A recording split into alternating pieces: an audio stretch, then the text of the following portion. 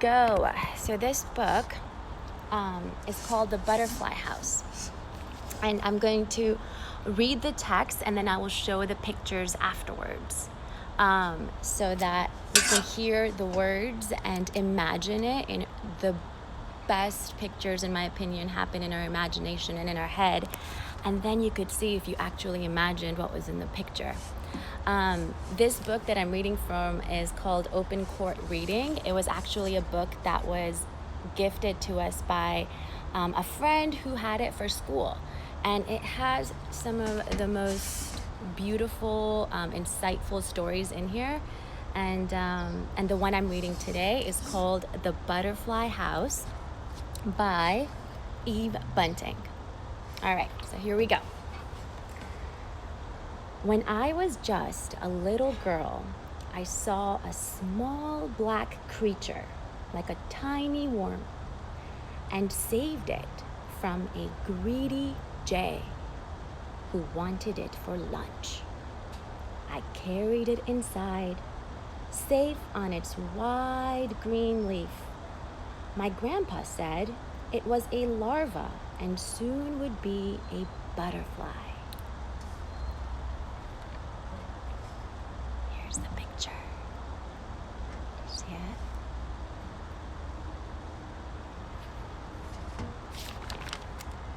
We laid the larva carefully on thistle leaves inside an empty jar, put in a twig for it to climb, then made a lid of soft white paper, all stuck around with glue.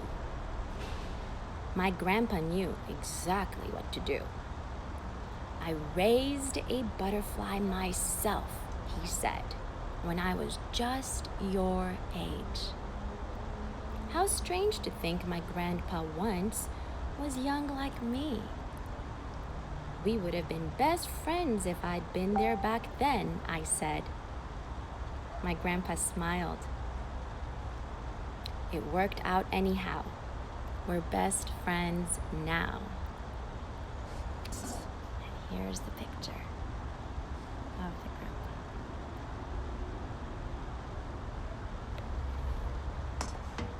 Ooh, and here's the picture of the larva. Do you see that?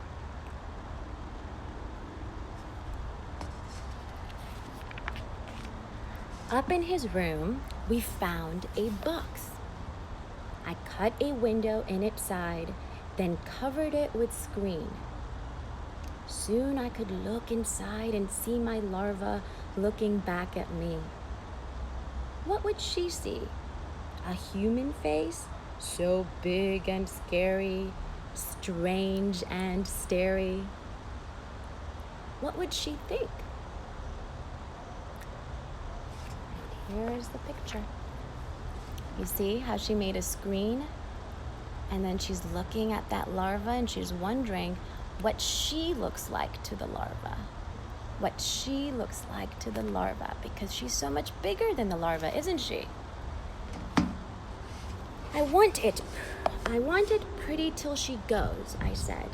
And so, Grandpa and I drew flowers on colored paper, cone flowers, purple blue, and marigolds, lantana bright as flame, and thistles too.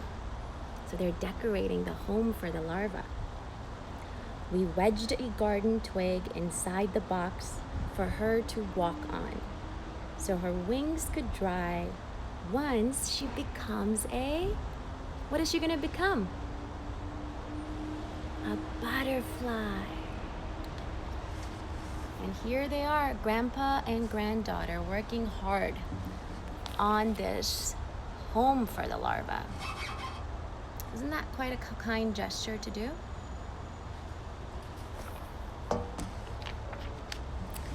My grandpa knows the flowers butterflies like best, the ones where they can rest and drink the sweet, clear nectar.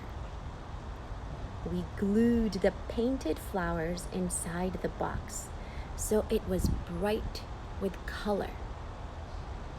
Made a sky above the lid all blue with small white cotton clouds.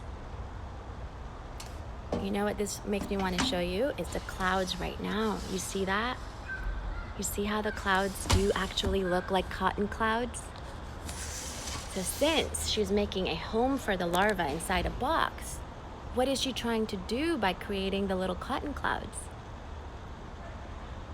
She's trying to give the larva a home that looks like that beauty of outdoors.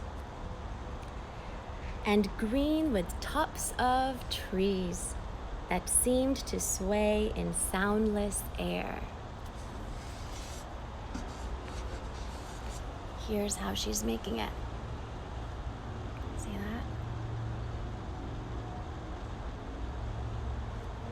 that? I made a curve of rainbow, like a hug to keep her safe while she was there.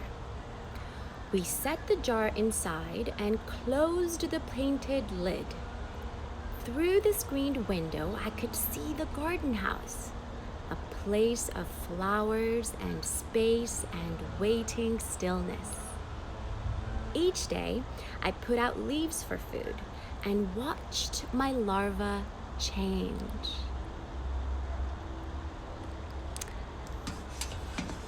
Here it is. Do you see how it's changing?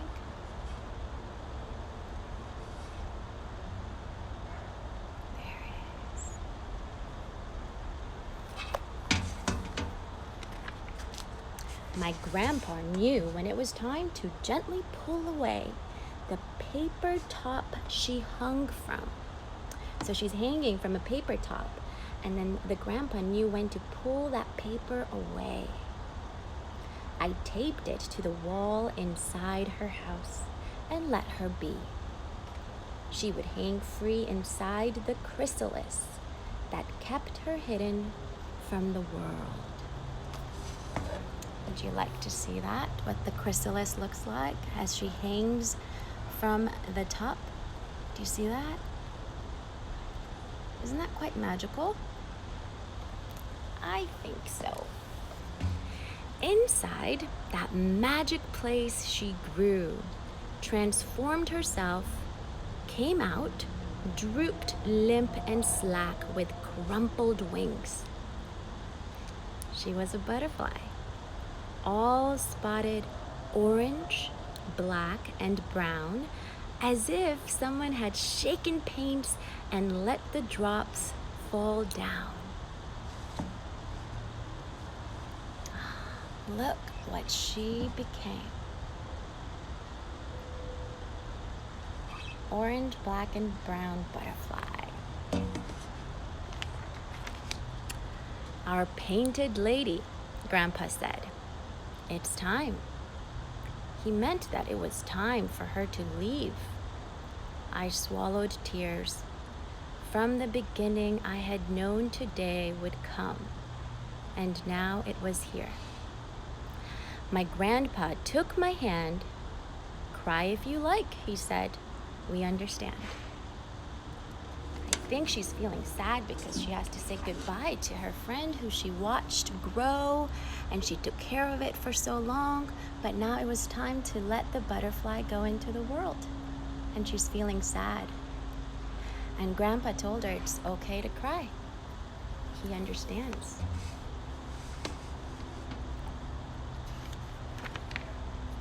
We carried out the box and raised the lid. I watched her falter as she felt the first warm touch of sun. If you guys are outside, do you feel the sun? Like if I close my eyes, I can feel as if the sun is touching me.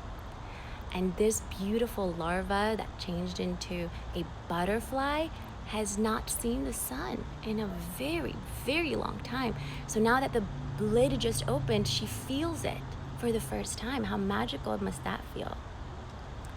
She felt the first warm touch of sun, saw trees, felt breezes brush across her wings, and she rose, then rested on the fig tree branch. I saw her fly. Goodbye.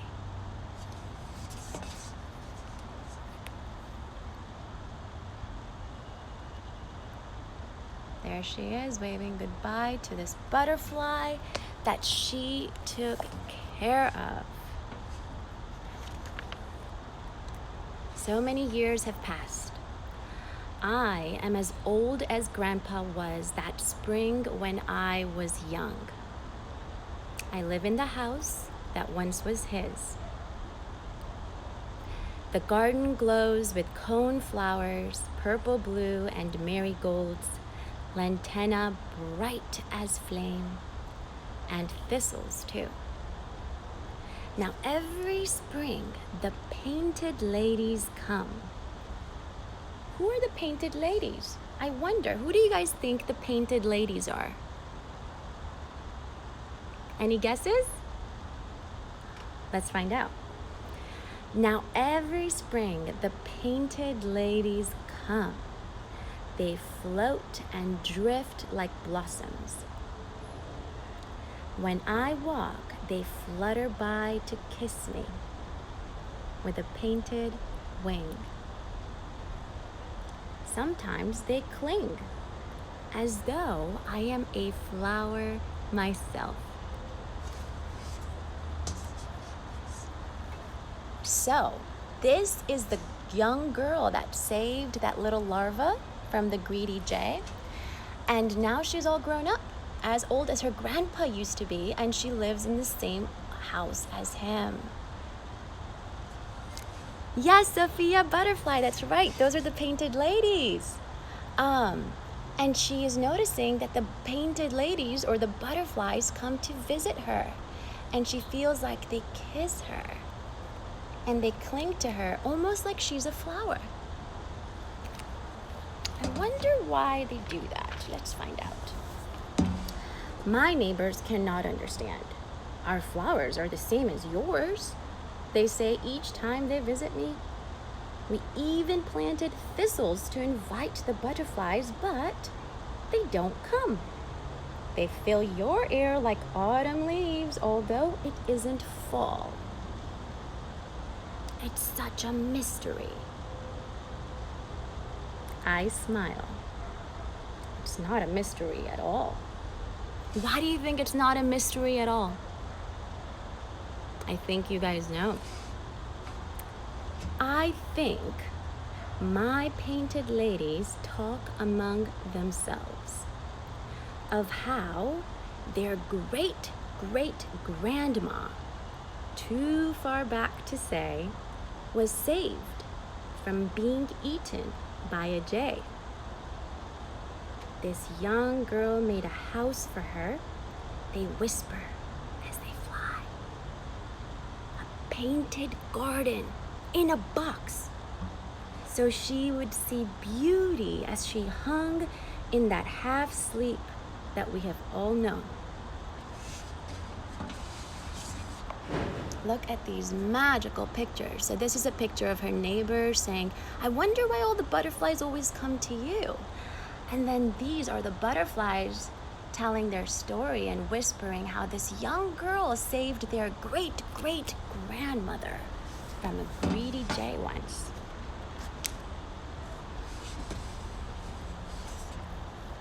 Look at this beautiful picture.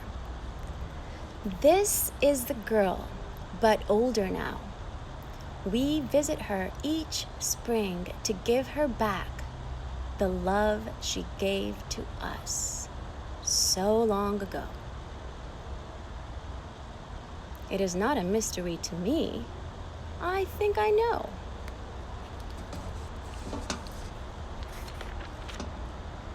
And that is the end of the story.